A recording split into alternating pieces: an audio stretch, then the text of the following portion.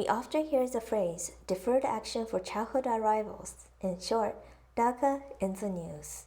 Yes, it is the immigration policy President Trump is so concerned over, and yes, it is a policy which provides opportunities to Mexican immigrants. But, in specific, are you guys aware of what this policy is, what it provides, and how it affects the recipients of this policy? In this video, we'll be focusing on the Daca system and the recipients, in specific, for Mexican immigrants in terms of their education. First, what is Daca? Daca is often linked to Mexican immigrants, but the system itself is a very broad law covering immigrants from around the world, including countries such as Mexico, Korea, India, Brazil, China, and many more. It is an American immigration policy that allows more immigrants without proper documentation in the United States to receive a renewable, 2-year period of deferred action from deportation.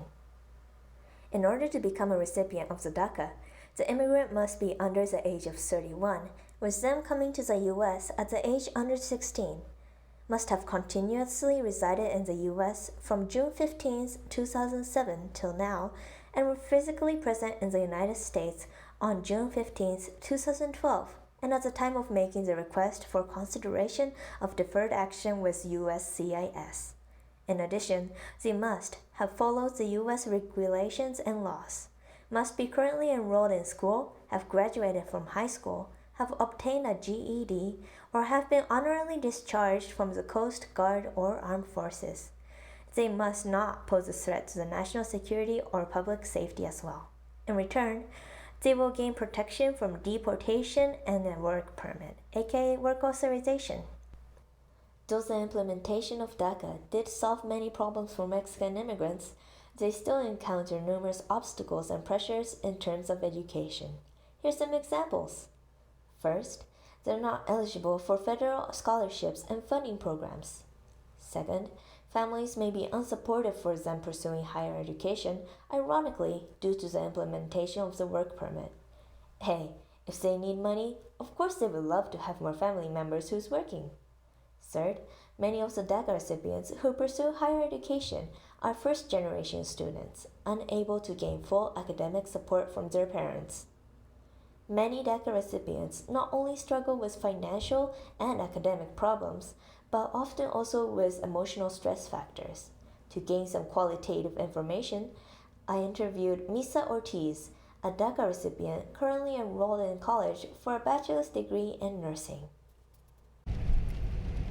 Hello, Misa. Thank you for letting me interview you today. Yeah, of course. Now, I'd like to get straight into the topics. First, do you get any kind of pressure from others regarding your status? Sometimes, never outright. It's always just something that I feel judged by, especially when I tell people I am a dreamer. Are you currently worried about your status or your parents' status? With the way things have been going politically, yeah. What are some obstacles you find when comparing other American students not covered by the DACA policy? Definitely, I feel like there's another thing that I need to stress about that a lot of people don't stress about. It's not like it's an unfair advantage for them not to be in my position, but it's definitely something I have to deal with, especially when it comes to scheduling my DACA appointments for renewing my permit and just about everything else. It's a lot of stress. I see. So, some of you may be still wondering why I picked this subculture as my topic. It is because they are a huge population which provides for the U.S. As of June 30th, 2019, there were roughly 825,000 DACA recipients. Roughly 93% of all those DACA holders are actively working in the labor force, paying in total roughly $2 billion a year in tax.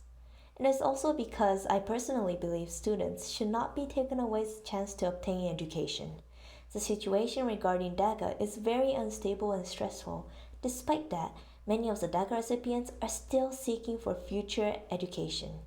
In addition, I thought it is important that we are informed on accurate information regarding DACA and their recipients, for it is very likely for us to obtain biased and misleading information due to the importance of topic in the current House.